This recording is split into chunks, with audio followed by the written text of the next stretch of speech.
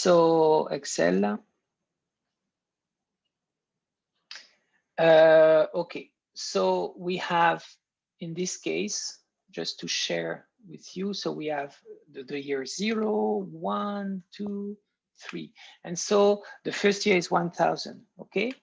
And if R is R is 12% and G is 8%. Okay, so if we calculate the PV at the year 0, okay, it's going to be 1,000, okay, divided by R minus G. Okay, so that's 25. So we are here, and this is a question A. Okay, and then we know that the amount will grow by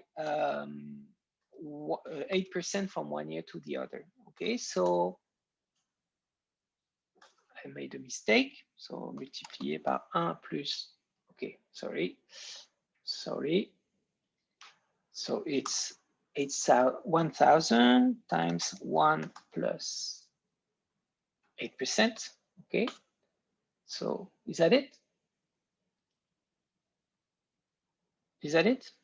I don't remember. Okay, and so that's going to be this one divided by R minus G. Voilà, 27. Okay, that's correct. Okay, so globally, this is what is asked to you. Okay, so the first question is, okay, you are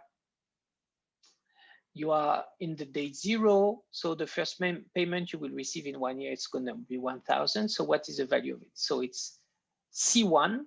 Okay, it's C1 divided by R minus G. Okay. And of course, the year after, it's going to be C2 divided by R minus G. Okay, that's 27. Okay, so what I mean is that if you remember, so what we can say as a conclusion is that if you remember what we said in the question number 4, I think, when we discussed the value of the bond, it was, it's 2,500. And so it's going to stay the same. Okay. When we talked about a growing perpetuity, so constant perpetuity,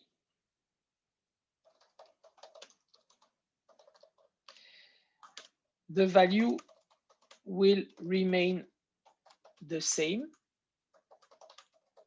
from 1 year to the other.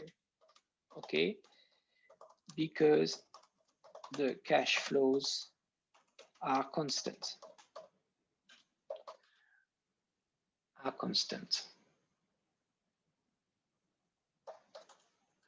Growing perpetuity,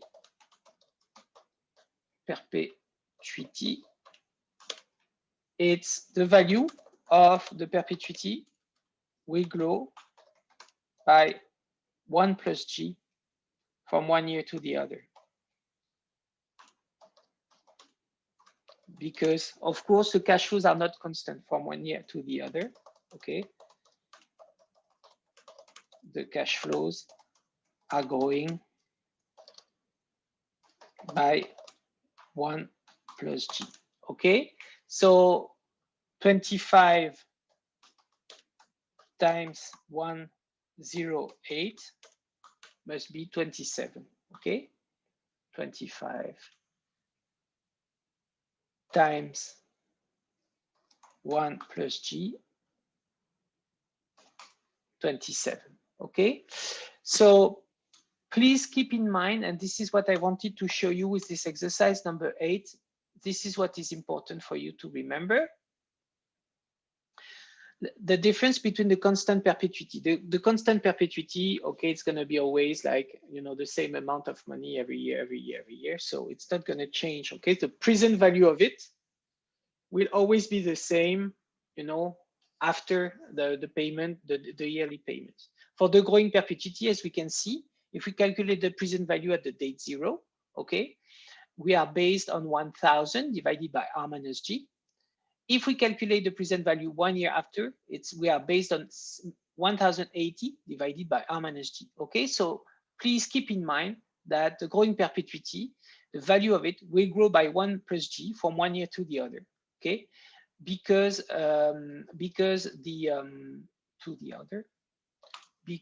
the cash flows are growing by 1 plus G, and the constant perpetuity, the value will remain the same from 1 year to the other because the cash flows are constant. Okay. Is that okay with everyone? This is what I wanted to share with you. Huh? So taking the opportunity to compare the growing perpetuity and the constant perpetuity. Is that correct for everyone? For the 27? Okay, so no remarks in the chat. So I missed a few results, I think. So I think okay. Thank you, Me. Thank you here for your feedback. So I think is it okay if I correct the exercise, the next exercise, or you want some more time?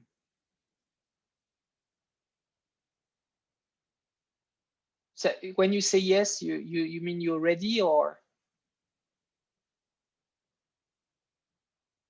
ready, or more time?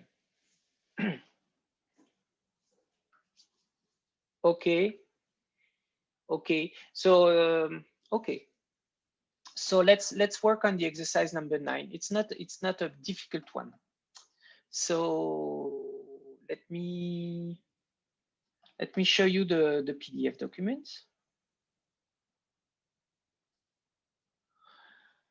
Okay, so exercise number 9, we said, right? Okay, 9, 8, it was about the growing perpetuity. So 9, okay, what I like about this number 9 is that, okay, you are evaluating an asset, right?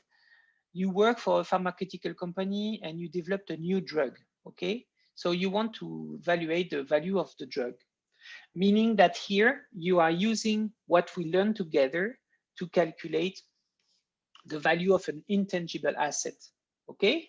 That you find in accounting. You know, in the assets of a company, you have some tangible assets and you have some intangible assets. And sometimes the intangible assets, which are not physical, right? They are not physical. Sometimes even the company is developing those assets thanks to the research and development system. And so the question is, when you develop an asset yourself, it's not something you buy from the outside. So it's not easy to give it a value, right? Because when you buy to the outside, of course, you pay a price. So it's easy because the asset will come into your accounting for the price you paid. But here we are a company, we developed a new drug. We spent some time, people have been working on this in the R&D department. So how can we evaluate this? Well, actually, what we're studying together, the time value of money, it can be very interesting for this. Okay, so this is the approach here to calculate what we would call the fair value of the asset. Okay, so how can we say is the value of the asset? Well, we can say that the value of the asset is the present value of all the cash flows I will receive from the asset. Okay, so what do we know? This patent will last 17 years. Okay, so 17 years, it's not a perpetuity, it's an annuity. Okay, so that's the first thing we can say. 17 years means it's an annuity. Second thing, sorry, I sent a private message to Tui, sorry, annuity, okay, for everyone. So 17 years, it means it's an annuity. So do you expect that the drug's profit will be 2 million in its first year? Okay, so C1 is 2 million. And the amount will grow by a rate of 5%. Okay, for the next 16 years. Okay, once a patent expires, other pharmaceutical companies will be able to produce the same drug, and competition will drive profits to 0. So what is the present value of the new drug if the interest is 10%? Okay, so it's a growing annuity. And I think here shared with you, it's the calculation. So exactly what I said, C it's 2 million. We could say here, we could say C1 is 2 million because C2 will be different from C1. So maybe you can index C1, so you better know where you are. G is 5%, R is 10%, N is 17%. That's correct. And so you can calculate. Okay, so you have in the chat the version of your colleague here, and you have on the screen, you have let's say maybe another way to show the formula. So this is how it is. The present value, 2 million divided by R minus G times the factor of annuity, which includes 1 plus G here, right? So growing annuity. And so we find 21.8 million for this one. Okay, so do you have any question? Because I can see some students interacting on the chat. Some other don't interact on the chat. Maybe that it's just they prefer to be left alone and just work on them by themselves. But I really would like, if there is any person who would like to have more comment or who does not understand or would like to know more, please interact in the chat so I can help you and give you an additional explanation if you need. If I don't have anything in the chat, I'll move on to the next exercise, of course. So it seems that I don't have, okay. I don't have any other comment. So I think we can move to exercise number 10. Okay. So I'll let you, okay, for me. So that's good. So, okay, so I can see that people have found the result, so it's good.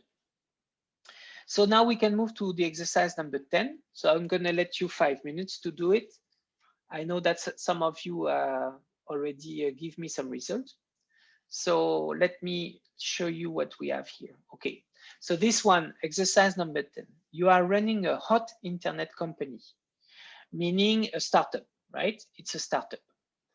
Analysts predict that the earning will grow at 30% per year for the next 5 years. After that, competition increases, earning growth expected to slow to 2% per year and will continue at that level forever. Your company has just announced earnings of 1,000. What is the present value of all future earnings if the interest is 8%? So I would like to share with you a few things here.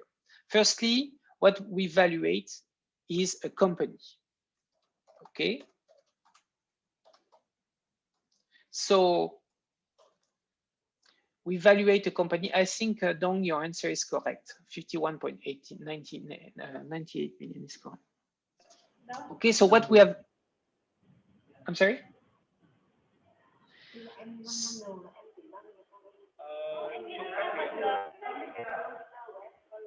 No. So I think it's not for me, the sound. So I'm gonna mute everyone, right? Okay. I think some student, am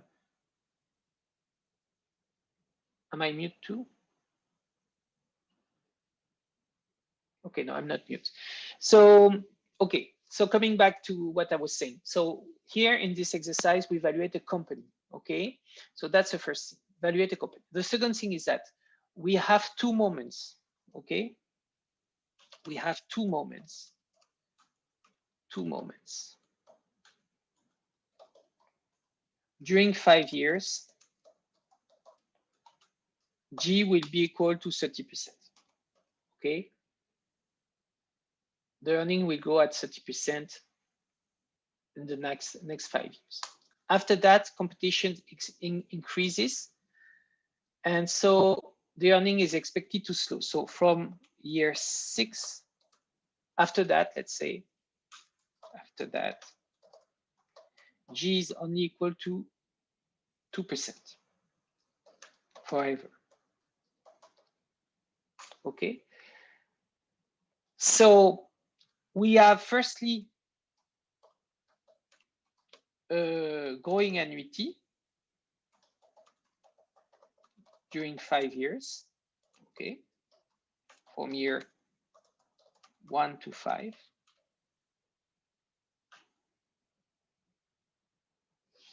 Okay.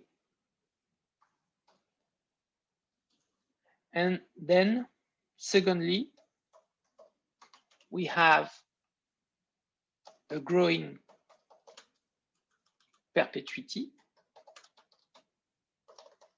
from year 6 to infinite, to the infinite, with G equal to 2%. Okay, so you need to do two separate calculations to do two separate calculations. Okay, so I'll let you 5 more minutes to think about it.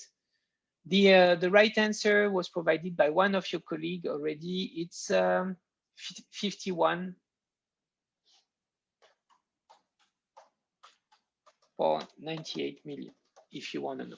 Okay, I'll let you 5 minutes to concentrate on this, and I will show the solution in 5 minutes. Okay, so congratulations to Dong, and that's the only, yeah, so that's the only. So for Hien, Chan, and other people, it's not 45.8 million. I let you think about what could be your mistake, and I think I will show on Excel the solution. It's easier. So I let you 5 minutes. Okay, so I let you concentrate for 5 minutes, and sorry, and I come back.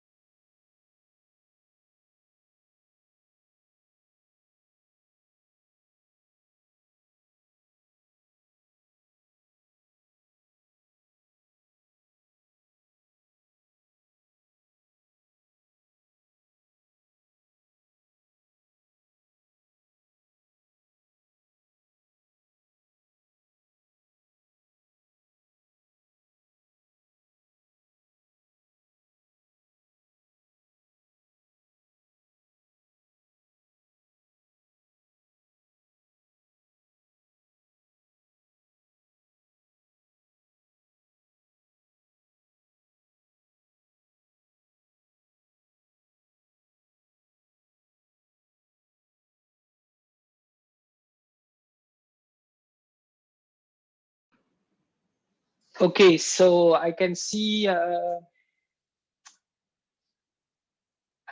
some results and not exactly correct. So I don't know exactly what are you doing, the mistake you're doing. So I have an idea because I know the typical mistakes students do for this exercise. So so I'm gonna again, since I don't have a blackboard that I can work, I cannot write on the blackboard. There is a blackboard on Zoom, but it's you know, typing. So I think for me the best solution is to go for Excel. Okay, so let me go on Excel, and so you should see. Tell me if you see. Can you see my screen, or you can't see my screen? It's okay. You see the Excel?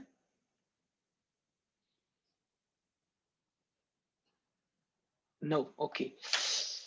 So I think yes, you must see the Excel now. Is that okay now? Okay.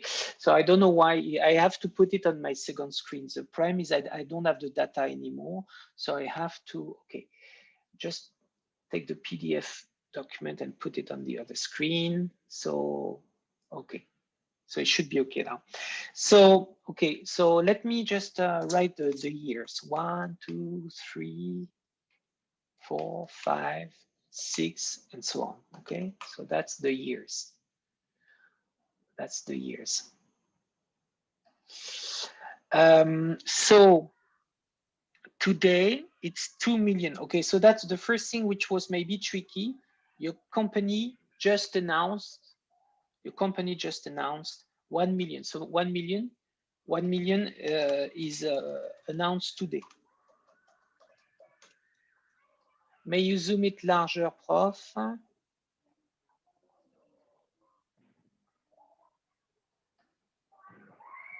Is that better now? There is a...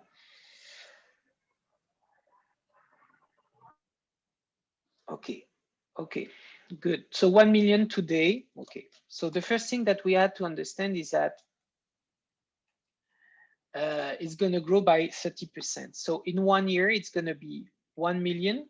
Okay, today it's 1 million. So in 1 year, it's going to be 1 million times, sorry, I'm going to put G somewhere. So G is 30%. So in 1 year, the cash flow will be 1 times 1 plus 30%. Okay, so the first mistake that usually students do for this case is that they consider 1 million here instead of 1.3 million. And I agree that the case is not so clear because they say your company has just announced earnings of 1 million. So that is today. Okay, today we announced 1 million. Okay, so it means that it's like you are picking up this information, and so you can predict what will be the earnings in 1 year, knowing that they will grow by 30%. Okay, and so then it's going to grow by 30% each year. Okay, so let me put some dollars here so I can drag my formula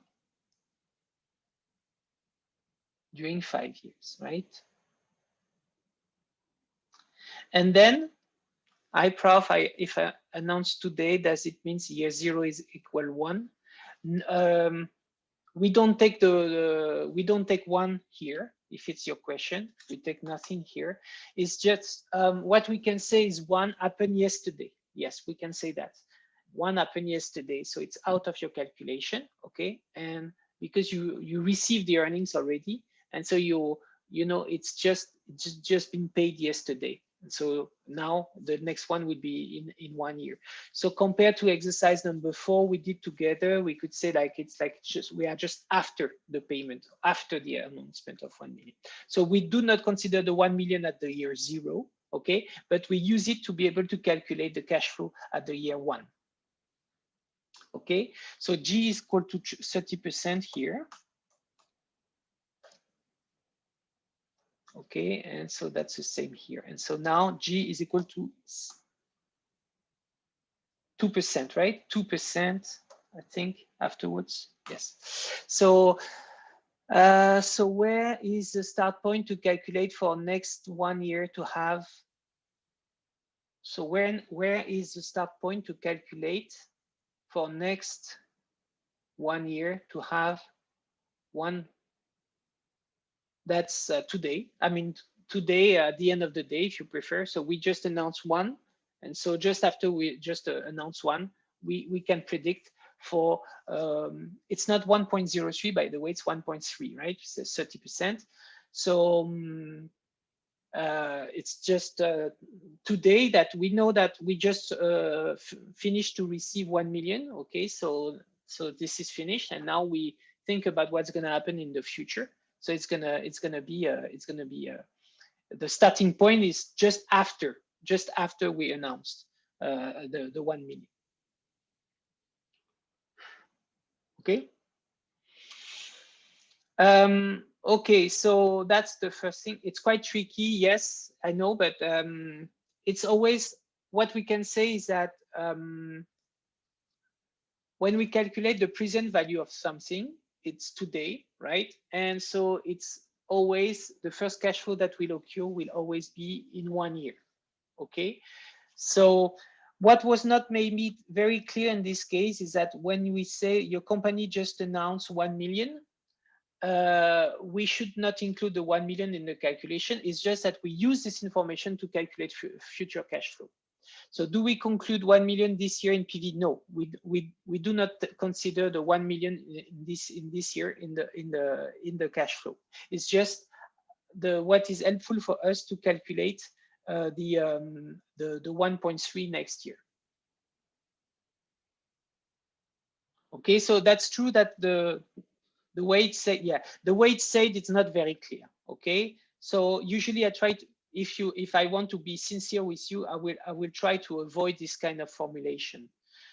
Usually I will try to say the first cash flow in 1 year will be 1.3. Okay, I think this is easier for everyone. So this is usually what I do, like in the previous case, right? 2 million in its first year, and so you did not have any problem to do the calculation at the moment. So that's the way it is. Okay, so we have on the screen, we have this, right? So here it's a growing, that's a growing annuity, okay? During 5 years. And then we have a growing perpetuity from year 6 to the infinite. Perpetuity from year 6 to the infinite. Okay, let's say it's blue, for example. Okay, so that's going to begin here. Okay, so it's going to be 371 times 1 plus 2%. Okay, and it's going to go on forever.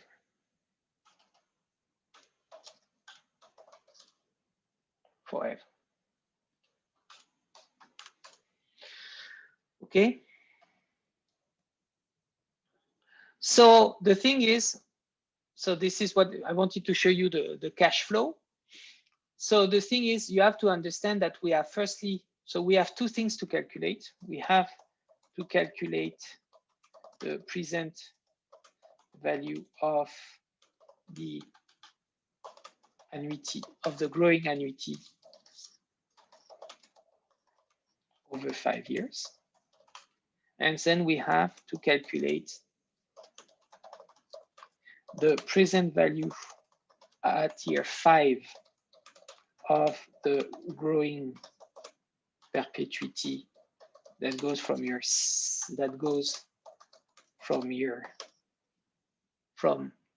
6 to infinite.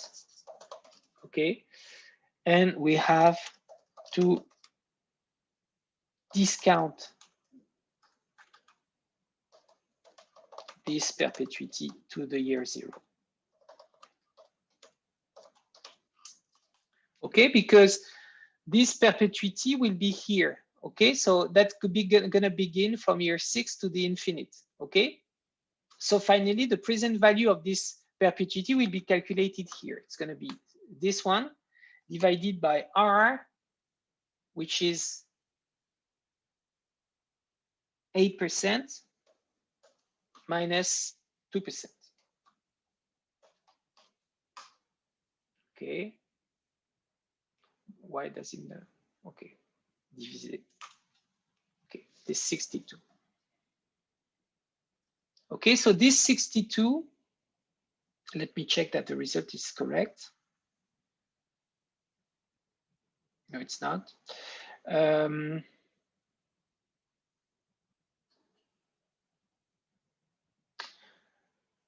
Okay. I know why.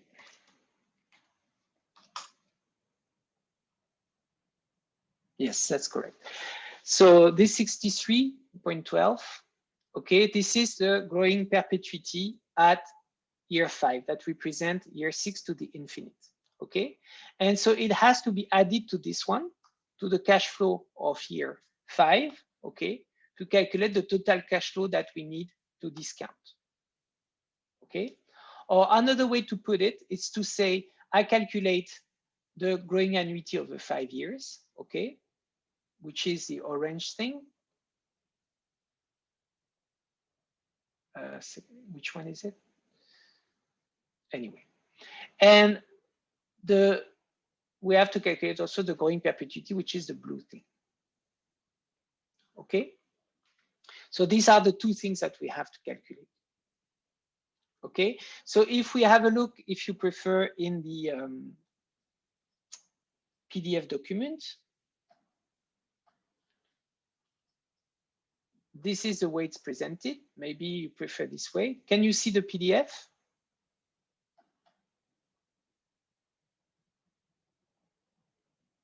Okay.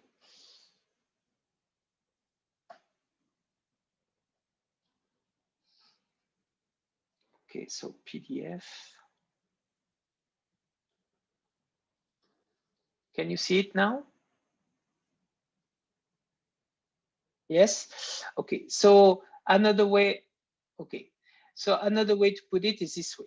Okay, so in 1 year, I'm going to have 1.3. It's going to grow by 1.3 during 5 years. Okay, and then from year 6 to the infinite, it's going to grow only by 1.02. Okay, 1.02 here. Okay, so again, we have a growing perpetuity for 5 years. Okay, and so we can calculate this growing perpetuity using the formula. Okay, so that's the growing perpetuity formula that we have here. So that's the value of the growing annuity during 5 years. So from year 1 to 5. Okay, so that's why we get 5 years here. And now we calculate all the rest that goes from the year 6 to the infinite. Okay, so the year 6 to the infinite, it's going to be a growing perpetuity after 5 years. Okay, so the growing perpetuity would going to be the first term of it, this one, okay, 1.3 exponent 5 times 1.02 divided by R minus G with the new growing rate, right, which is 2%. Okay, and so we find the value of the growing perpetuity. But the value would be calculated at the date 5. We are here, right? Because we are 1 year earlier than the first cash flow, right? Because present value is always at the date 0. And when you calculate the present value at the date 0, it's always because your first cash flows happen in year 1. So if the growing perpetuity begin year 6 with this first cash flow, 1.3 exponent 5 times 1.02, if it means that when we calculate the present value of this growing perpetuity, we calculate it 1 year earlier. Okay, so that's at the year 5 that we calculated.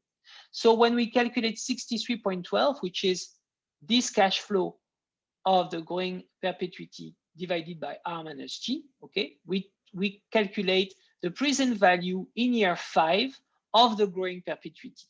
So we are not finished because we need to bring this value down to the year 0, okay, to be able to calculate the value today of the growing perpetuity. So this is what we do here. We discount the 63.12 by 1 plus a rate plus a discount rate exponent 5. Okay, and so we have the present value of the growing perpetuity. Okay, so it means that at that moment we have the present value of the growing annuity, which is 9.02 million, and we have the present value of the growing perpetuity. Okay, recalculated date 0, so it's 42.96. And so now we have the two things which are calculated date 0, so we can add them to calculate the present value of our company. Okay, so that's my explanation. Can you ask me the questions now in the chat so we can check if you have any question?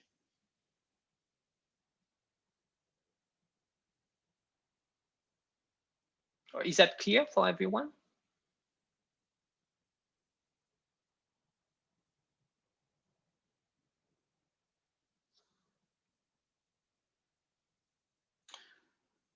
Okay, that's great. That's super great. I'm very happy.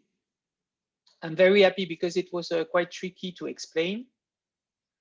I'm very happy, people. Okay, so good. I'm very happy for everyone. I'm very happy you got it, guys. Really, I really am. Okay, so we have one last exercise to do before the break. So this is the last one, exercise number 12. This one is about the number of years. Okay, so here you are saving to make a down payment on a house. So what I mean is that that's correct. Okay, so some of you guys have it already. Okay, so okay, great.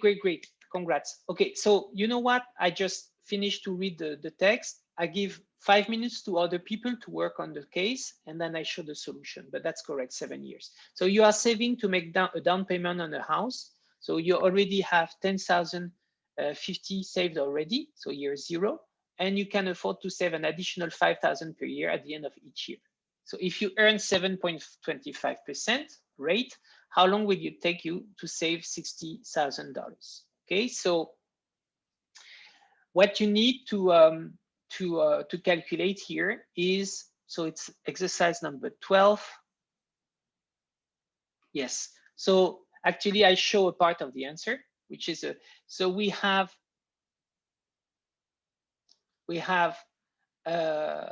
this formula that we can say. So the future value is what? The amount we have, okay, we have that already, time 1 plus the rate, exponent the number of years we will need to be able to to save this money, okay, plus the future value of the constant annuity of 5,000 each year that we have to pay during a number of years we don't know. So the premise here, this is why I wanted us to work on this, is that what we are searching for is the number of years to be able to reach 60,000. Okay, so that's true that we can use logarithm to solve this. This is what I wanted to show you. So I just let you 5 minutes to try to do it by yourself, and I show the rest of the solution in 5 minutes. Okay.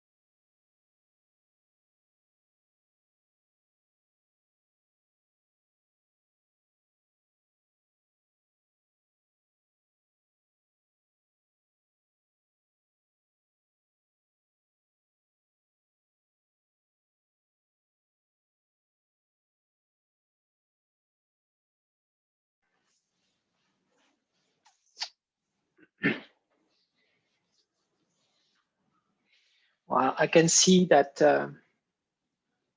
some of you are quite comfortable with those tools. The good thing in finance is that sometimes we can use mathematics also. We will not always, but for this chapter, it's useful. It's not a mathematics class, huh? But we have to, be comfortable with the tools, and we will move on to some more accounting tools. So it's going to be a mix of everything that makes you, I think, in the future, good professionals for your company, right? Because you are good in technique. You have a good technique. You have a good understanding of the topics.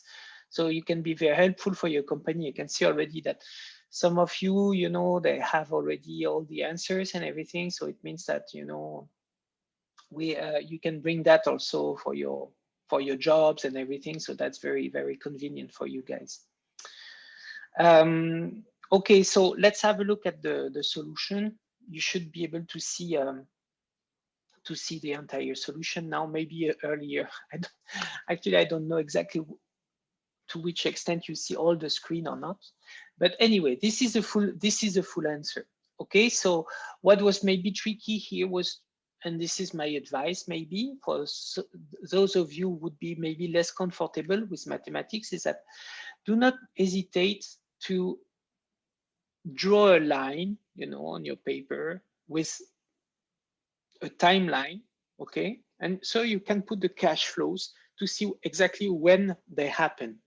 In this case, we have at the date 0, we have 10,050, okay, because we bring that to today. And then we will bring 5,000 every year. For we don't know for how many years, and this is what we have to determine. So on one hand, there is one unique cash flow that will be capitalized for a certain number of years at the rate of 7.25%, which is a discount rate. And on the other hand, we have a constant annuity of 5,000 every year that we do not know how many years we will need, okay? And since it's a future value, we have to capitalize it as well.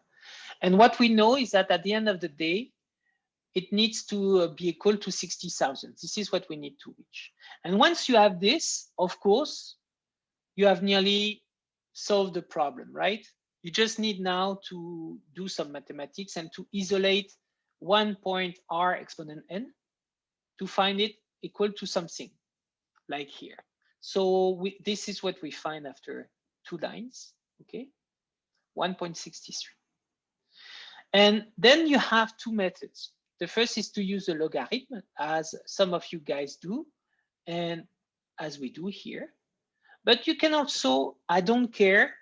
It's not a mathematics class. So if you arrive here, you know that you have 1.63 and you know that it's 107.0725 exponent n. You can just try with different values of n to check, right? And you say trial error and you say it's around 7 years. For me, it's enough. As long as I have this before, it's enough, okay? So thinking about the exam, if you feel less comfortable about mathematics, it will not be all the exam that will be like this. It will be some questions, but you do not hesitate to draw the timeline. Okay, if you draw the timeline to show me where the cash flows are and everything, that shows already that you understood, and it will be helpful for you for your calculation. It's already the beginning of the answer, and then you can write the the equality like this. And so you can show me already also that you understand how it works, okay? And that's it. Okay, so here it's 7 years. So what does it mean? It means that we are able to say to the person that if they want to have $60,000 ready, it will take 7 years to them. Okay, so it's like maybe the situation, or it can be your situation, or you are the bank advisor of a person. And so the person come to you and say, I would like to buy a house, and I would like to buy a house of this amount. And you say, okay, if you want to do this amount for the house, you need to bring 20% of the value, and 20% of the value of the house is 60,000. Okay, and so the person can anticipate and say, okay, so I need to gather 60,000, knowing that I have 10,000 already, and so on and so on. So okay, so I can come back in 7 years to buy the house, for example. Okay, so that could be the way it works. 7 years is a little bit long, maybe, to gather the money to pay, and maybe the house market will have been increasing in between. But I mean, it's just a theoretical example. Is that okay for everyone? Do you have any question about this exercise? Or is that clear for everyone?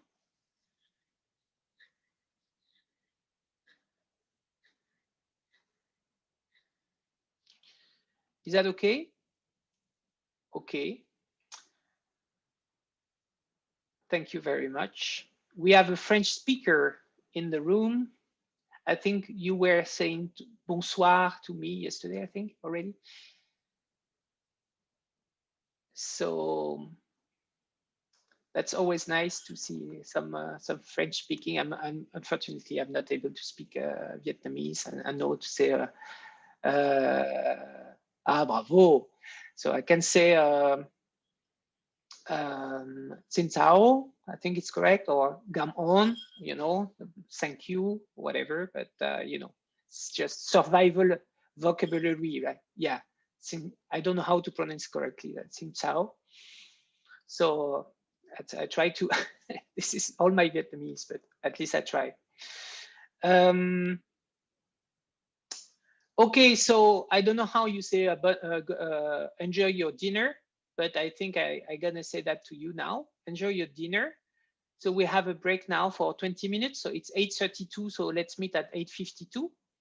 And we finish with time value of money. So we will discuss a theory about interest rates after the dinner.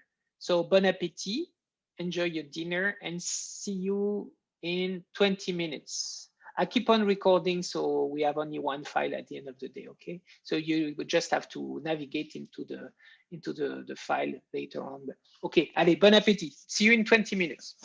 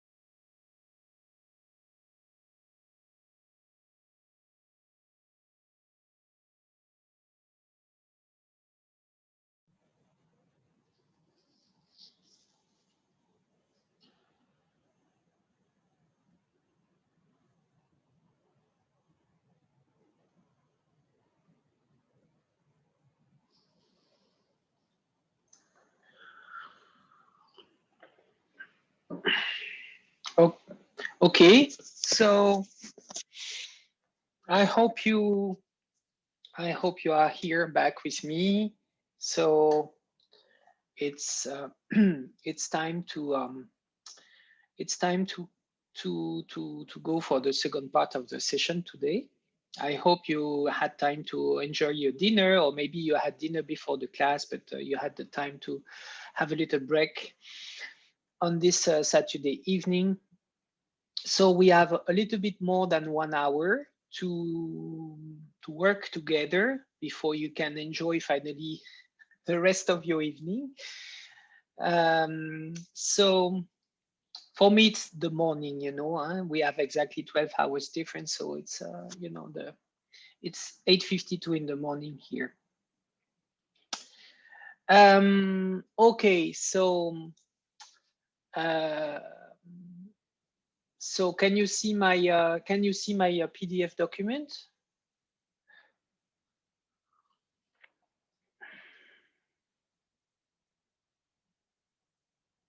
Yes, okay. It was just also to check that you are here and that you can hear me, that everything is okay. Thank you very much. So, okay, so it's the second PDF document that you can find on Canvas. It's about interest rates. So if you need to know more, you can go and read the chapter 5 of the book, okay? But in the slides and together, we will already discuss a large summary of what is important to know. Firstly, we are so there are two parts in this chapter. The first part is about discussing loans, calculations, and so on. The second part is about the determinants of the interest rate. So it's more a theoretical discussion about economics, the macroeconomics, let's say, microeconomics. So two different parts in this chapter. So the first part is about calculation. And so when we talk about calculation, we need, so what we're gonna do firstly is we're gonna try to find a way to calculate monthly rate or semi-annual rate or quarterly rate out of an annual rate. And to do so, we have two types of rates, okay? The first is gonna try to switch to my Excel file very quickly to see if it's feasible. So we have two types of rate. We have the effective annual rate and annual proportional rate, okay? And we will see that to calculate the monthly rate, let's say that we have two different ways we have two different rates. Okay, so for the moment, just keep in mind that we're going to discuss two different rates. We're going to discuss EAR and APR. Okay, and so we will come back to the Excel when we want to compare the two. Okay, so keep in mind that we are discussing two different rates. Okay, so coming back to the PDF document, so we firstly discuss the effective annual rate. Okay, so EAR. So this rate is the one, it's an annual rate. Okay, firstly, usually rates are given on a yearly basis. So we're going to have two types of yearly rates. Okay, and then we will try to transform that to monthly rate using two different approaches. So the first is effective annual rate. So the effective annual rates, it considers the effect of compounding. Okay, so when we go within a year, we're gonna use the compound interest formula to be able to calculate the monthly rate out of the yearly rate. Okay, so for example, if we want, so this is a formula we're going to use. Okay, we're going to use this. So we're going to say 1 plus r exponent n minus 1 to calculate the equivalent n period discount rate. So for example, let's say we have a 5% EAR, okay, 5% EAR. So to calculate the semi-annual for 6 months rate, we're going to do 1 plus the annual rate, so 1.05, exponent 0.5, meaning exponent 6 divided by 12, okay, to make it semi-annual, okay. So that means that the 2.47% that we find, okay, is the semi-annual rate for an EAR of 5%. Okay, semi-annual rate for the EAR of 5%. So if you want to calculate, for example, let's say the monthly rate for this monthly rate that is equivalent to a 5% EAR, we're gonna do 1.105 exponent 1 divided by 12 minus 1, okay? So that's, if I do it with my calculator, 1.5, if you have it, you can share. Exponent 1 divided by 12.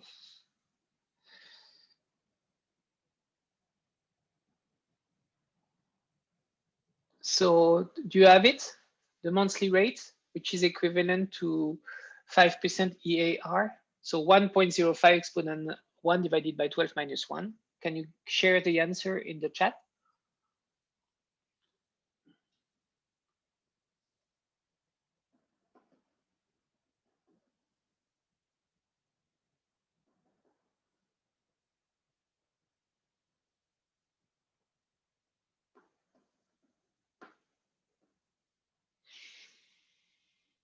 Someone?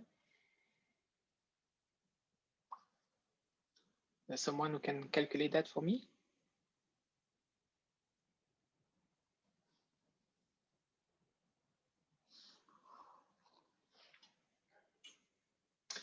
Yes. Usually try to keep more information after the dot, because if not, you're gonna maybe have some issues.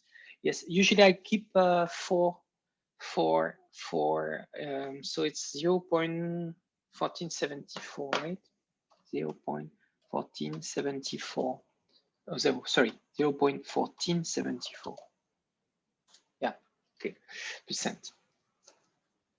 So that's correct. So try to keep 4 figures after the dot. That's my advice.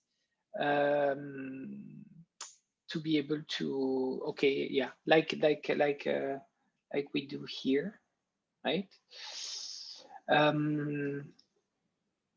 But yeah, like I do, 4 figures after the dot, even more than what I have here.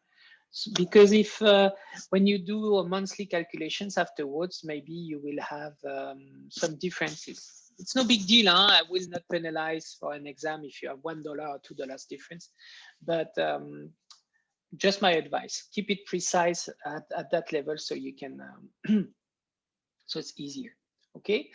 So now let's take an example.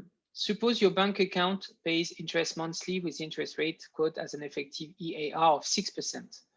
What amount of interest will you earn each month? So the first question is actually, what is the monthly EAR? Okay, that's the first question. It's not clear the way it's said. And second question, if you have no money in the bank today, how much will you need to save at the end of each month to accumulate $100,000 in 10 years? So that's a future value in 10 years, okay, that you have to calculate. But you have to find C, which is every month, okay? So if it's every month, it means also that 10 years, it means 120 months. Okay, so firstly, calculate the monthly rate, and secondly, what is C in this situation? Okay, so I'll let you have 5 minutes to do it, and we discuss the solution together. So it's the same thing we just did in the time value of money chapter, except that now the cash flows are every month, not every year. So this is, of course, the first new thing in this chapter is to go with monthly rate.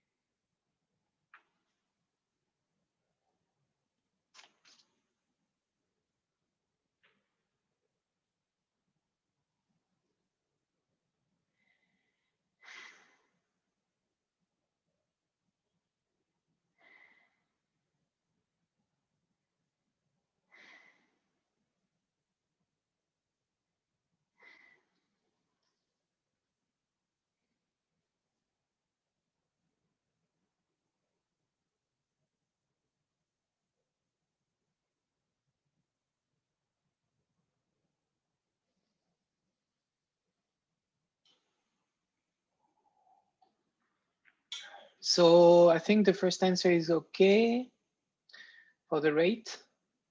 Yes. And for the second answer, it's not okay. So maybe Hong, did you take 10 years or instead of, I think you took 10 years instead of 120 months regarding the amount you find. So the first question is okay, 0.486%. It's correct. And for the second answer, it's more like 600 something. And do not forget, it's a future value as well.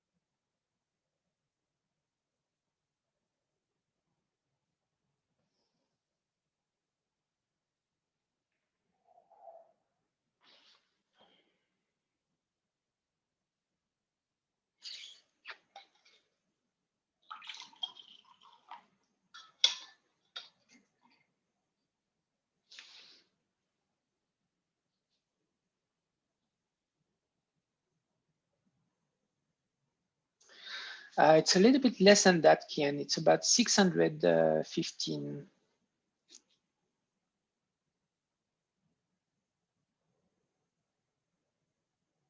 Chang, you find the same thing than Kian? That's strange.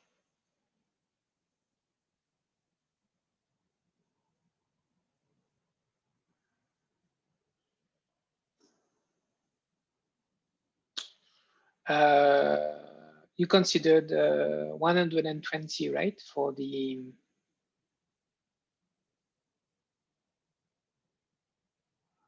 120 months.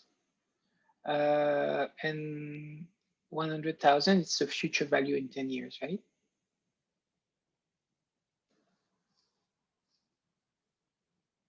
Okay. So it's not 55.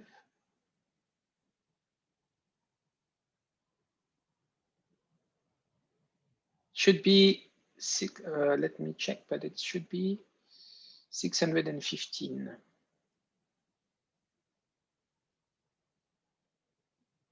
615.47. Yeah, yeah. So we have, okay. So we have students now who find the right answer. Oh yeah, sorry, I didn't see you, Anne, firstly, but you gave me the answer. That's correct. So you have, yeah, so see, we have 3 cents of difference. So no big deal. What about Kian and Chang? Did you find what was your mistake? Because you find the same thing. You find the same thing, 1,000. Yes, that's correct. 0.4876.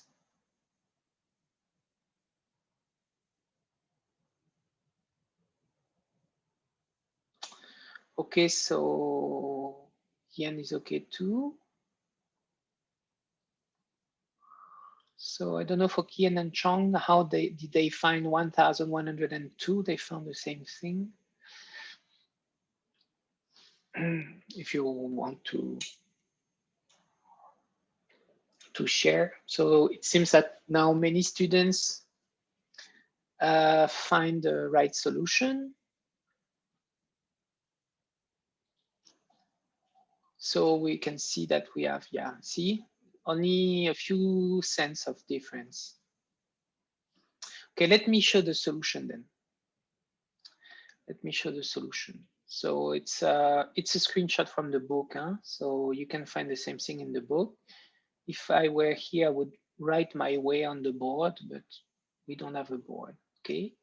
So I think for everyone, the first step was not a problem, okay, to find the equivalent monthly EAR to a 6% annual. So it's 1.06 exponent 1 divided by 12 minus 1, 0.4868%. So as you can see, of course, it's a little bit less than 0.5, right? Because if you do 6% divided by 12, that's 0.5%. Of course, a little bit less than that, because here in this situation, you consider that there is a compounding effect every month, okay? So it means that you consider that you save your money every month and you earn interest every month. So of course you accumulate some capital, and so the interest rate is lower. Huh? And then we know how to calculate the cash,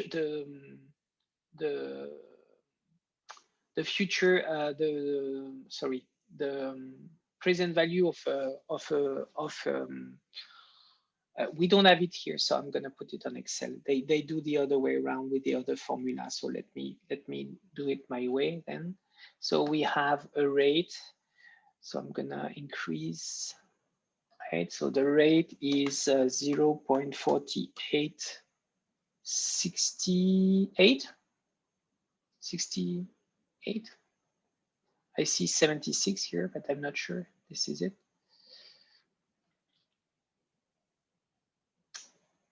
$68. So I'm sharing my Excel again. Okay, so 68. C is what we are searching for. N is 120, because we have 120 periods. And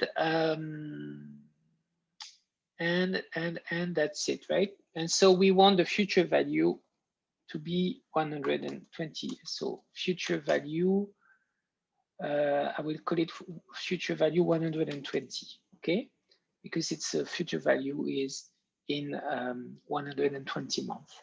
So the formula is a C divided by R times 1 minus 1 divided by 1.5868 exponent 120.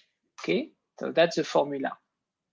So and that should be, that's the present value of it. That's the present value. And the future value will be this. Okay, the future value will be this time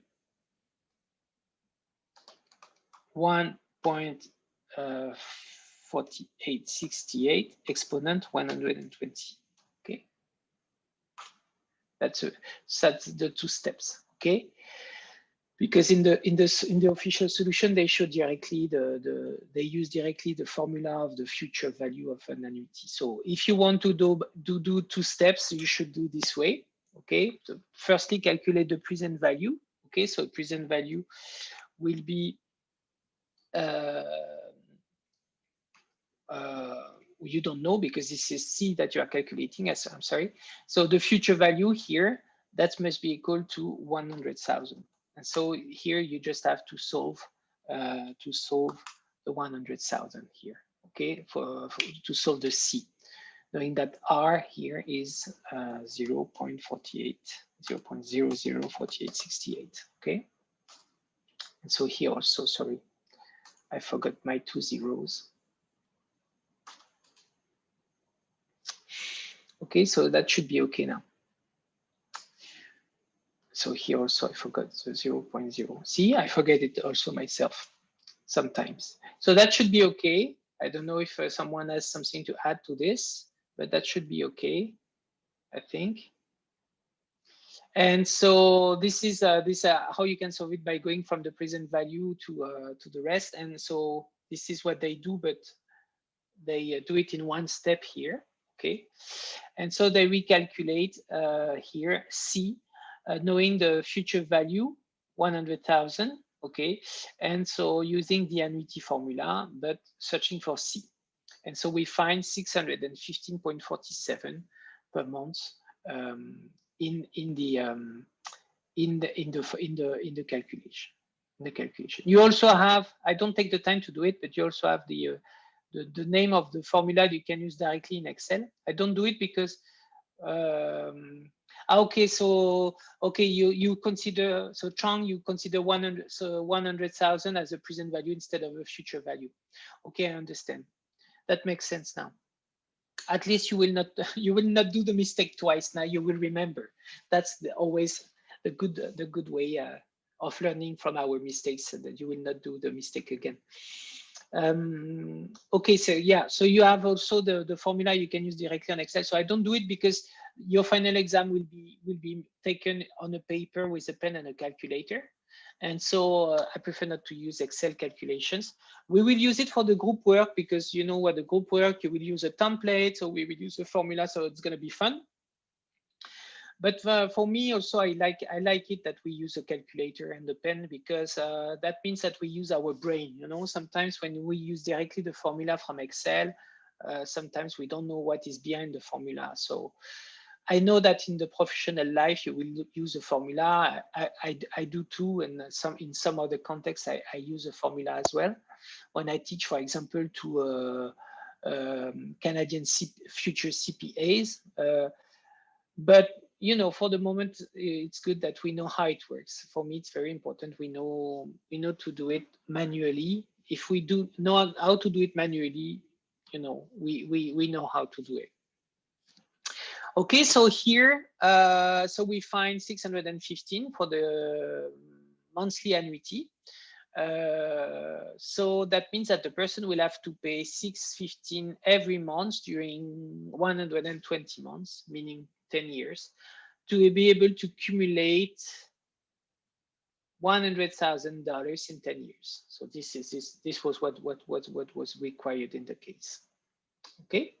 And so here, what was new for us, of course, was to have two steps, have an additional step, which is firstly to calculate the monthly rate. And once we have the monthly rate, we do we use the formula we know. Okay.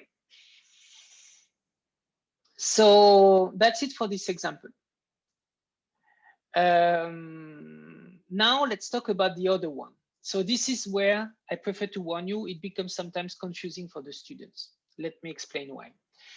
The second type of rate is what we call the annual percentage rate. Annual, I said proportional, but annual percentage rate, APR. Okay, so this one use a simple interest approach and does not use the effect of compounding. So it means that when we go in Excel, for example, and I compare the two type of rates, here certainly, yeah. So it's just R divided by 12. So sorry, I increase a little bit the size. So annual percentage rate, okay, it's the same. Huh?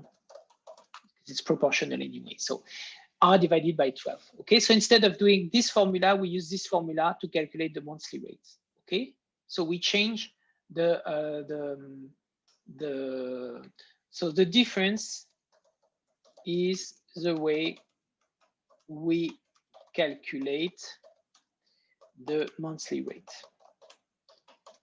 Okay, and the problem is, what is not intuitive is that usually this rate, the APR, is usually what banks will use to calculate the monthly rate they use for loans. Okay, so it means that in the first step, as we just did an example just earlier, okay, we use the monthly EAR and then we did the calculation. We would do the same thing, except that we would use a monthly APR instead. And this is usually what they do. Okay, so we have to be careful, because when they do so, it's going to make a difference. For example, no, we're not going to take the previous example because it's a future value. So I'm going to have a look at what is in the slides. I'm sure there is an example afterwards. Okay, so annual percentage rate, APR itself cannot be used at this discount rate, but we use the monthly rate as a discount rate. Okay. Okay, so I'm going to take an example because I don't have an example. So let's consider an example. Okay. So you say that, for example, you can see my Excel? Now you must see my Excel, right? So let's consider one example. Okay, so let's consider an example. We have a loan of, let's say, $50,000, okay? It's 5 years. Sorry, 5 years. Okay.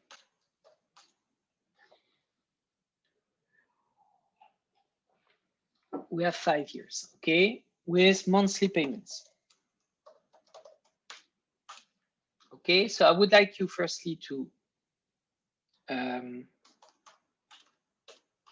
calculate the monthly APR to calculate the C, the monthly payment C, if we use the monthly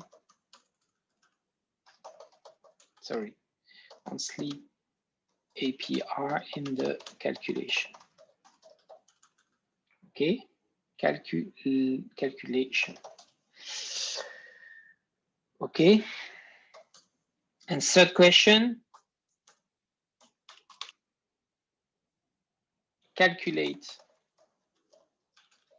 the monthly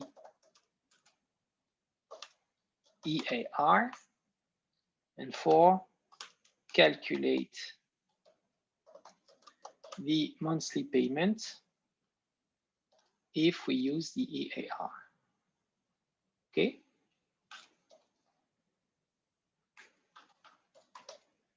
So I'll let you a few minutes to do this, and we discuss the answer afterwards.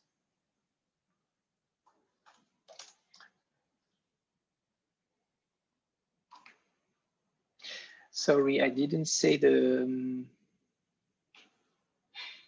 rate. So we have 5 years, $50,000 monthly payment, and we say we have a rate of 6%. Okay, annual rate of 6%.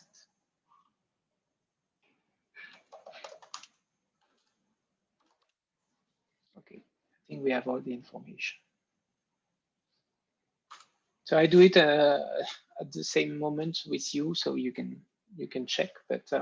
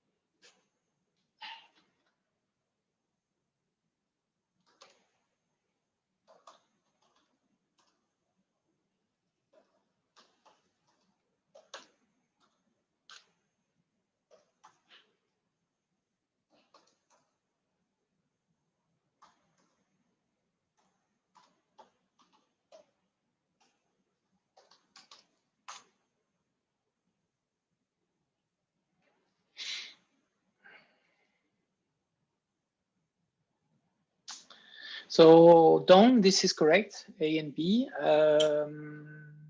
So what do we have for Hien?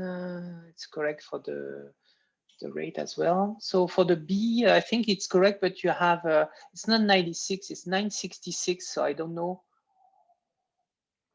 I think maybe you forgot 10 somewhere for maybe the rate or something like this.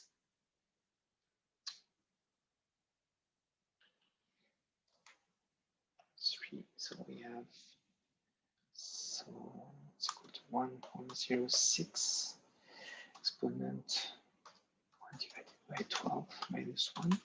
Okay, that's correct.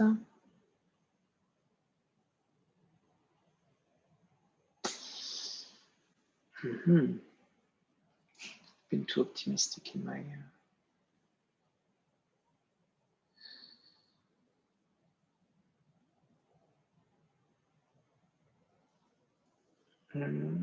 okay.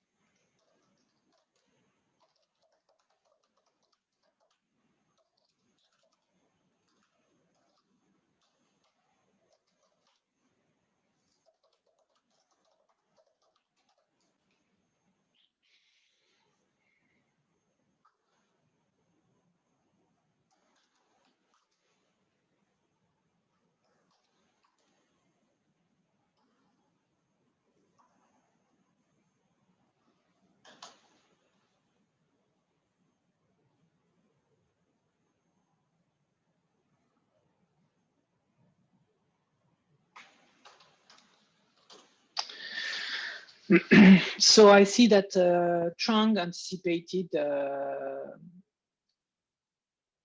question. So I think, Trung, you did not answer to the question, but you have a good answer still. So Hien, okay, you took 5,000 instead of 50,000. So that's why you have. So your calculation is correct. It's just that you missed 10. Okay, and that's correct for Dong for questions 3 and 4, and for Tai Dao, I think the D, it does not show the same 6.96%. I don't know what it is that you have. And Trang, what you did is correct, but for the EAR 6.1678, I'm going to explain what it is. So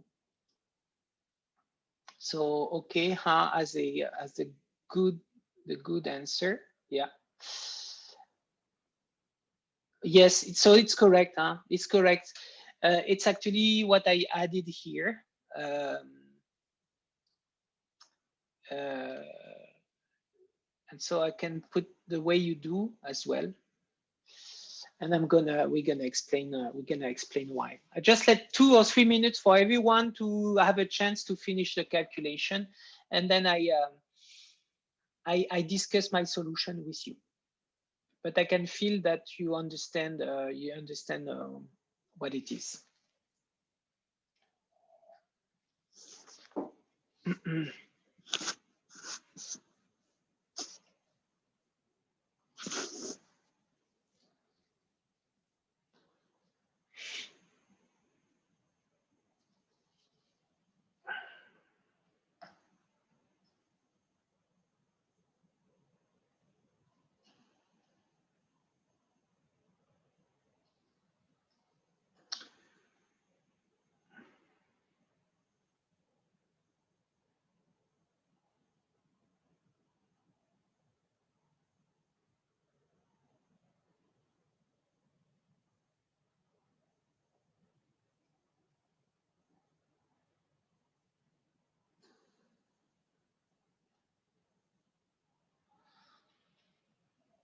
because you capped the annual rate already. So in this case, EAR is lower than APR. For what are you saying this?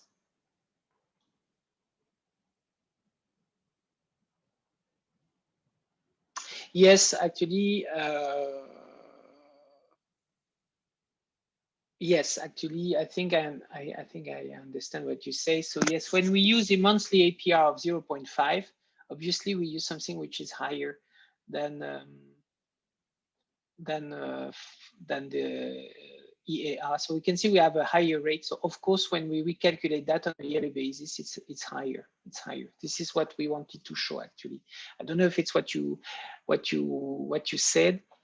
It's not a question of capping, I guess. It's more a question of what we use in the formula. So maybe I'm gonna, for you, I'm gonna, not for you, but for everyone, I'm gonna re-explain, and then if it answers to your question, you tell me, okay? So okay, so let's recapitulate this example. So we have a loan of 50,000 for 5 years, so that means 60 months, right? 60 months. Monthly payments. Okay, so you will always have that in your exam. You will always have, usually you will have with monthly compounding. Okay, so you know that it's to be, the payments are monthly. And you are provided, usually you are provided an APR. So usually the case will say you have an APR with monthly compounding, okay? So the first thing you have to do in this case, this is the usual thing that you will have to do and that we usually do. Firstly, you calculate the monthly APR. So monthly APR is the rate divided by the number of periods, right? So here it's rate divided by 12. Okay, so that's the first thing. Then you calculate if we use EPR.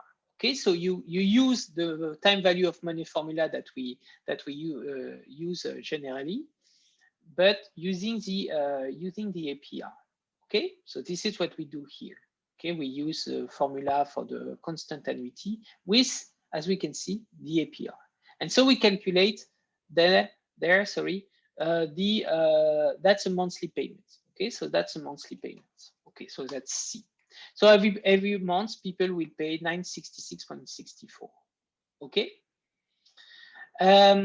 But finally, if you use a 0.5, so when we use a 0.5, when we use 0.5% monthly APR in our calculation,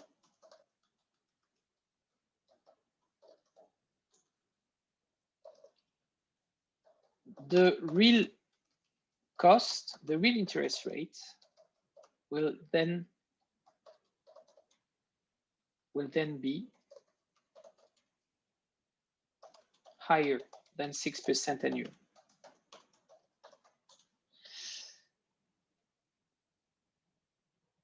Okay, because if we do what we do here, we say, okay, let's check. So we used 0.05 exponent 12, okay, because this is what we used, right? -1. So that means that's a real rate here. So when we use the APR of 0.5% per month, okay, so at the first place, what we do, we have a rate, 6%. Okay, so we are said it's 6%. Okay, so you say, okay, I do the monthly APR. So this is 0.5. Okay, because it's 6% divided by 12. And then I use that in my compounding formula with monthly compound. Okay, but finally at the end of the process, when you use 0.5, you use a higher rate than the 0.4868, right? So it means that it's more expensive for the customer. And so what is the really rate we used? Well, we can recalculate the yearly rate from the monthly rate. So the yearly rate, so that is the, let's say the yearly EAR, which is related, let's say, to a monthly APR of 0.5%. Okay.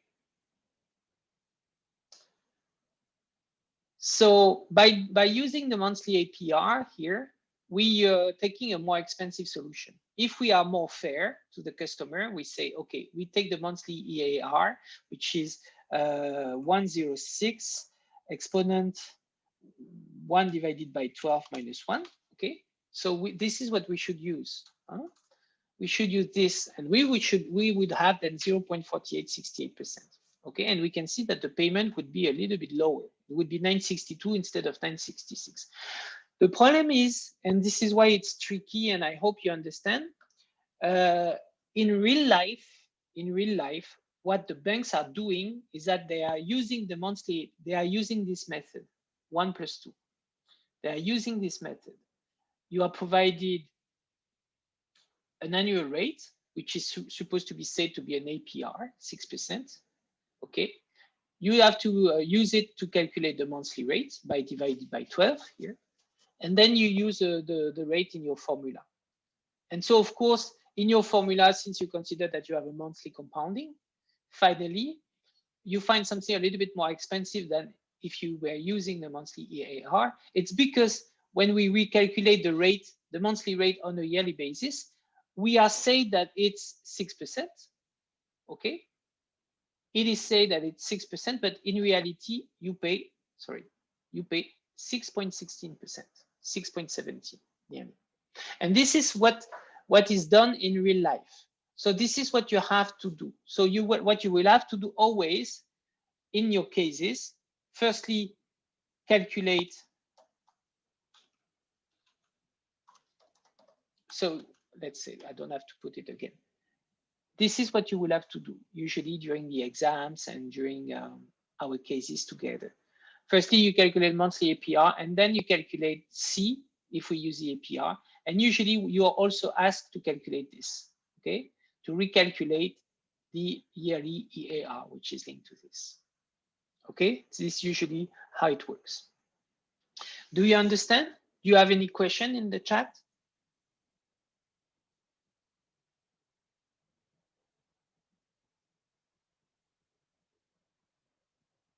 No question? Okay, so it seems that it's okay. I think we have an example in the slides afterwards. Let me check. So let me summarize also what we have. Okay. So let me just yeah. Okay, let me summarize everything. So we have two types of rates. We have the effective annual rate. Okay, that takes into account the effect of compounding. So when we calculate a periodic rate, we take 1 plus r exponent 1 divided, n divided by 12 minus 1. Okay, and so this return, this rate will be lower than when we calculate the APR, because the APR is easier to calculate. The APR, it's the yearly rate, yearly APR divided by the number of periods. So 6% divided by 12. Okay. But if we want to recalculate the real rate that we paid, this is what we do. What we said is 1.6% divided by 12, so 1.005 exponent 12 minus 1, and we find 6.16%. Okay, so it means that, to summarize, usually we will use the APR, the periodic APR, for our compounding calculations. Okay, so it means that we will have something which is more expensive than what it said. Okay, so for example, as we said, when we use a 6% APR with a monthly basis, so it's like we use finally on a yearly basis 6.1678. Okay, so it's like the bank says it's 6%, but you pay 6.16%. Okay, so we could say it's not fair, the bank is not fair with us and everything, but actually the bank does the same the other way around. When you invest on short-term investments, they do the same.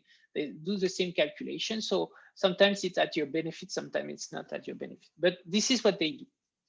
Okay, and so the other thing we can say here also is that the higher is the frequency of the compounding, the higher will be the real rate that you pay. For example, if you have a semi-annual compounding, okay, so you will use 6% divided by 2, so 3%, okay? And finally, when you recalculate that on a yearly basis, it's like you pay 6.09 instead of 6%. So it's less expensive than if you have a monthly compounding. Because of course, the higher the frequency of the compounding, the higher will be the penalty for you of using the proportional rate for your calculation. Okay, so finally, if you have semi-annual compounding, so instead of paying 6%, you pay finally 6.09. If you have a monthly compounding, instead of paying 6%, you finally pay 6.16 something, which is actually what we calculated. And if you have a daily compounding, so that would be 6.18. Okay. And let me also say that if you have annual compounding, okay, so you say 6% divided by 1, okay, in the calculation, and we can see that there is no difference, okay, because the frequency of the compounding is the same for the APR and the EAR. Okay, so it does not make a difference. Okay for that? I think we have an example afterwards. So of course we can use this formula for loans.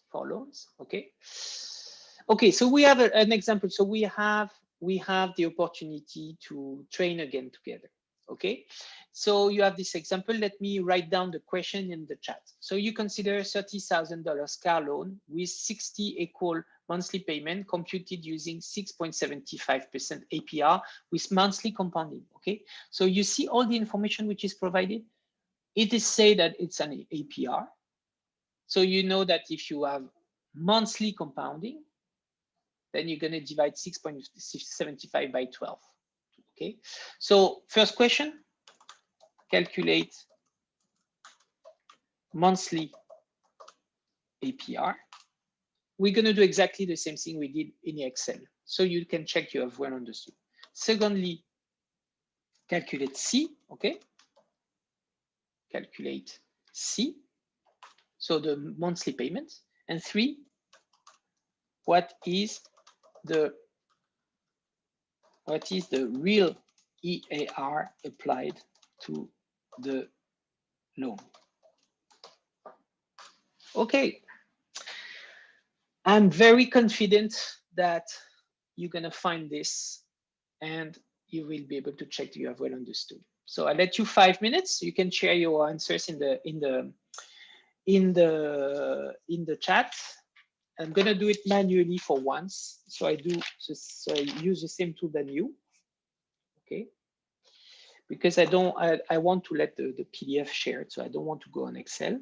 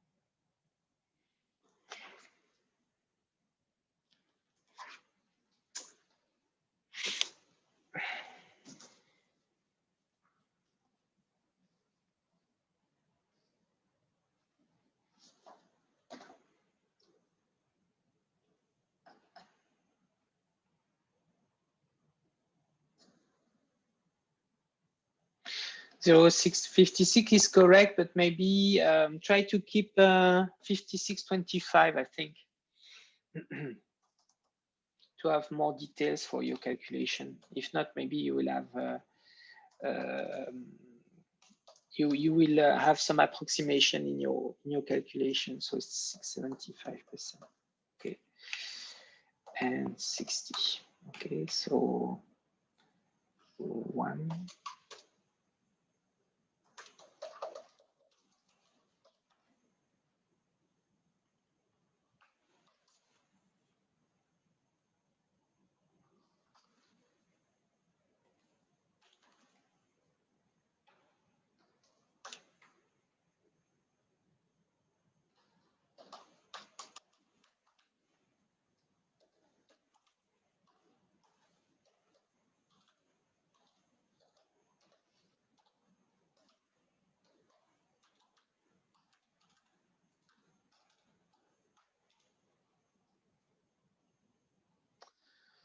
Yes, so I see some good answers already. 5625, that's correct. 590, I agree. Hong, I agree. Chong, Dang is okay for the rate. An is okay for the C. It's not a percentage though, it's an amount in money. And Hong Dong have the right EAR, which is 696. And find also 590. Chung find the EAR 696.28. That I agree. And same thing for Luong. So for Kian, I think you have maybe to double check your C. There is a mistake in your C. It's not 421, it's 590, as here is sharing with us now. So yes, it's correct for everyone. Yeah, okay, so if you found your mistake, that's okay. So let me share my Excel file so I can show you the calculation. But I did it manually, but anyway, c'est pas grave. C, nanana, C times, it's just for everyone to have access to the information.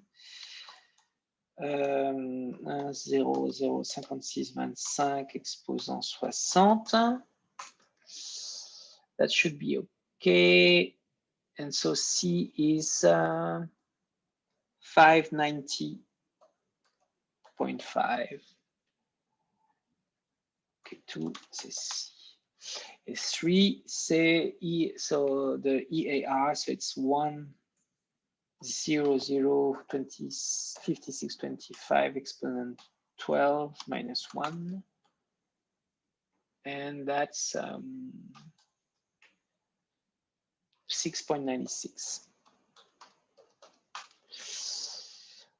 So yes, so please double check your last and okay, I think you okay. I now understand what you did for the, but it was not what was asked. We wanted to recalculate the EAR, which is equivalent to a monthly APR of 0.5625. So it's 6.963 maybe.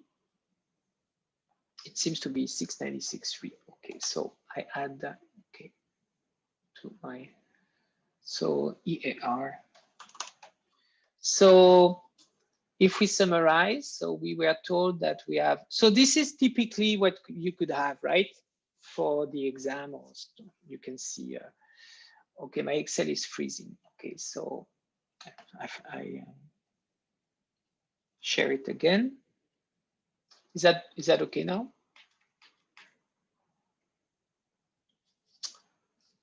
Okay, so thank you for warning me. It's very useful because I cannot know, and so yeah. Okay, so yeah, we have a loan of 60,000. The APR was provided 6.75. It says it's monthly. It was said it's monthly compounding. Okay, so we know that we have firstly to calculate the monthly APR, which is 675 divided by 12. Then we can use our time value of money formula to calculate C. And then just for us to be sure about what we do, we recalculate the EAR, which is 6.963 that we have. Okay, so we were said it's 675, but finally we will pay 696. Okay. So that is for this calculation. So yeah, so that was one thing I wanted to share with you.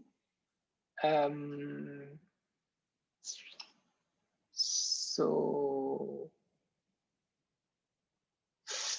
oh yes, and so we finish with this one.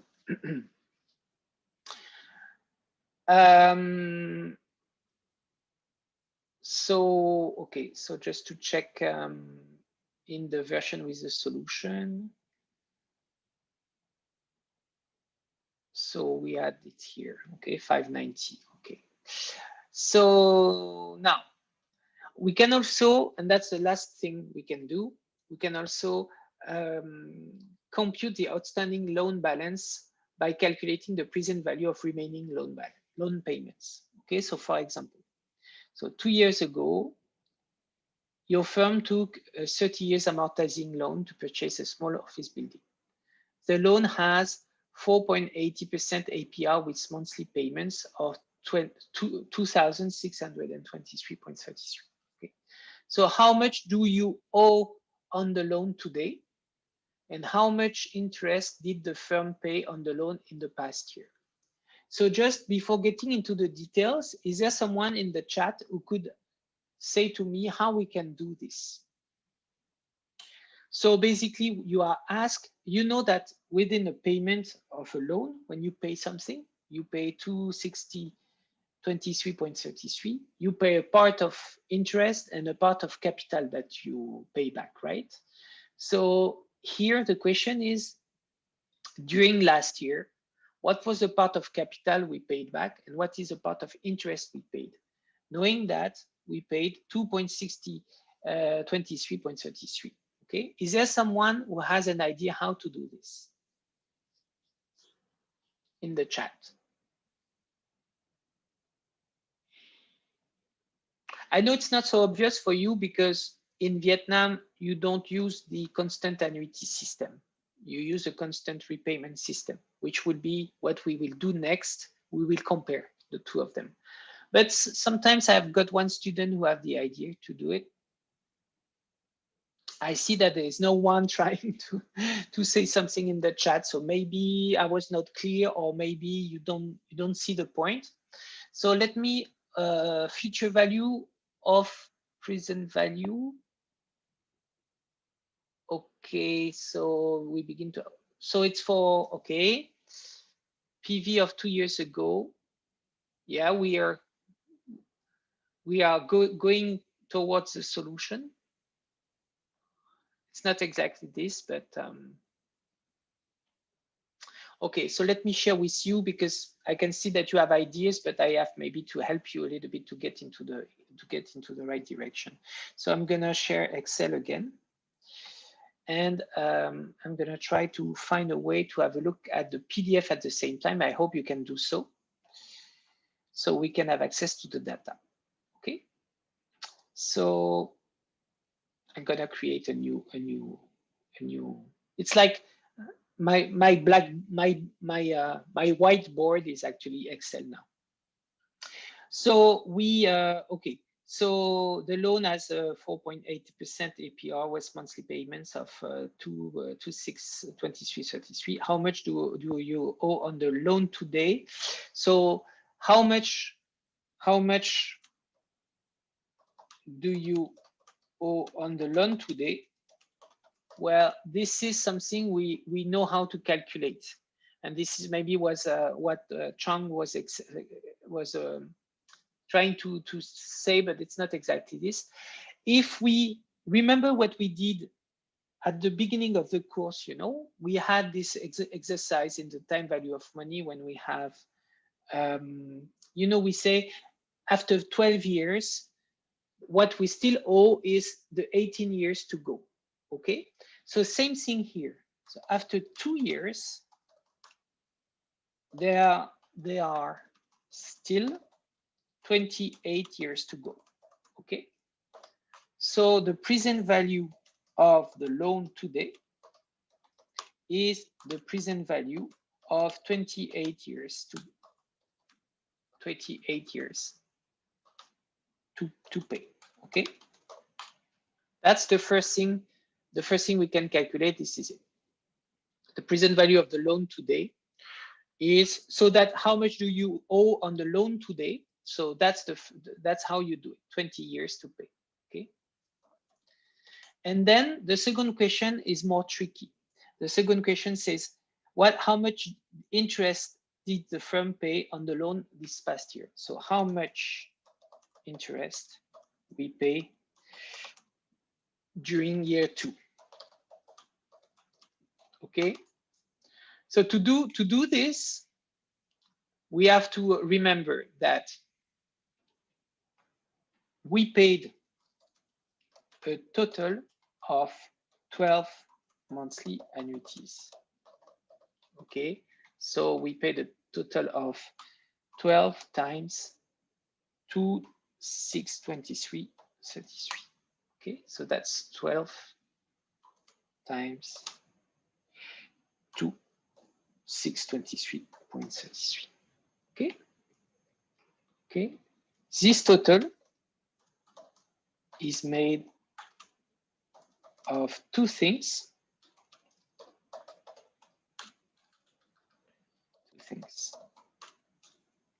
Interest and capital repaid. Okay, so in this total, we will try to find the repayment of the year. Okay, and we will deduce the interest. Is there someone who is following what I'm doing, and how do you think we could find the repayment of the year here?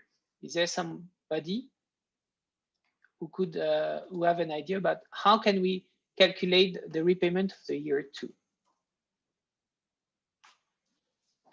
Somebody in the chat, maybe?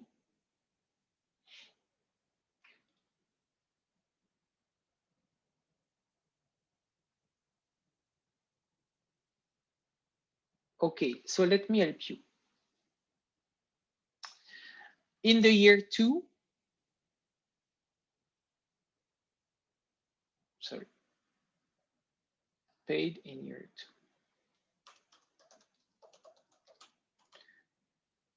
2. And actually, total paid. So the total we paid in year 2 is 31,479.96.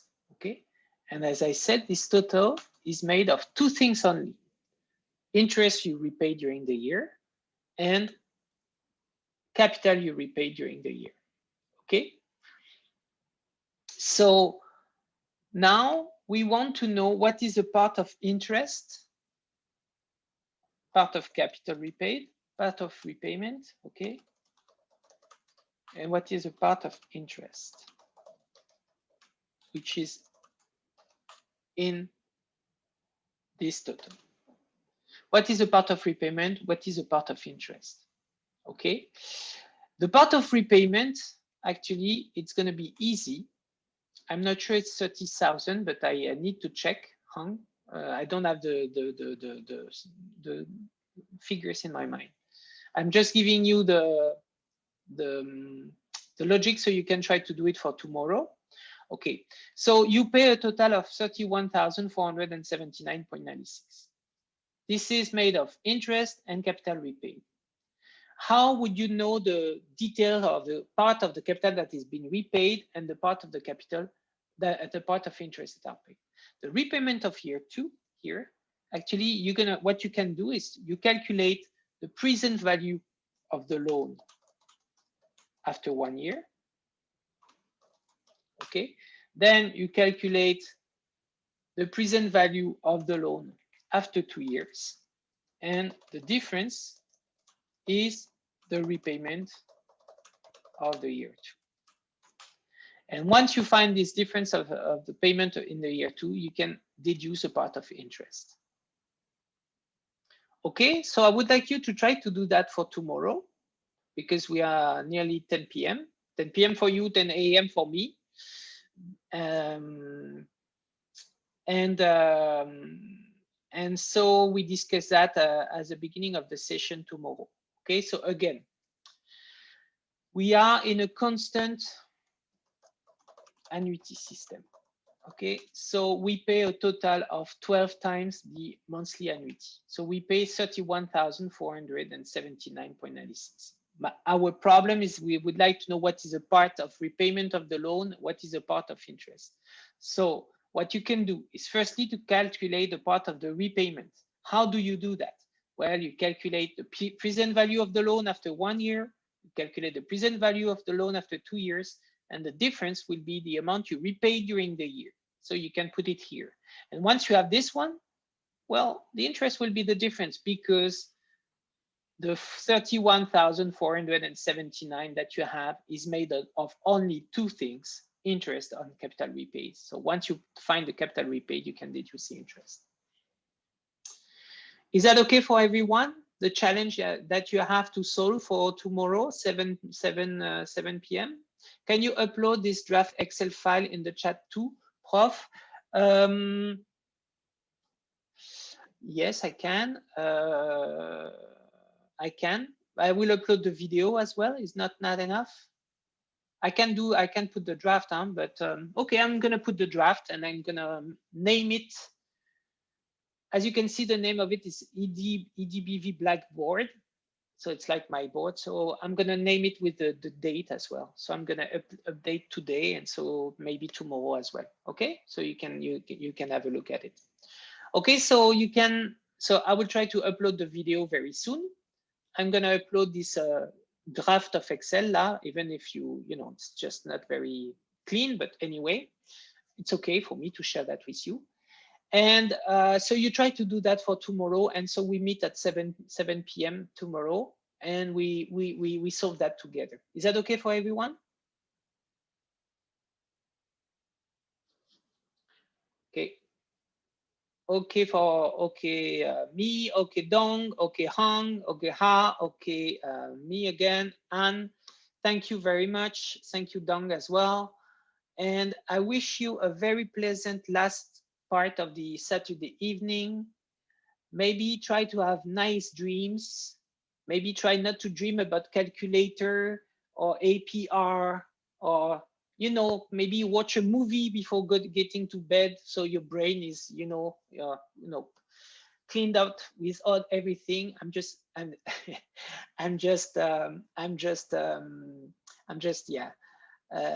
laughing with you. It's very pleasure to work with you. I'm really looking forward to working with you tomorrow. Please enjoy your evening, and hopefully in 1 hour or something like this. If there is no technical issues, maybe you will find the video and the draft of Excel online on Canvas. In between, enjoy your evening, and good night for everyone. See you tomorrow. Bye-bye.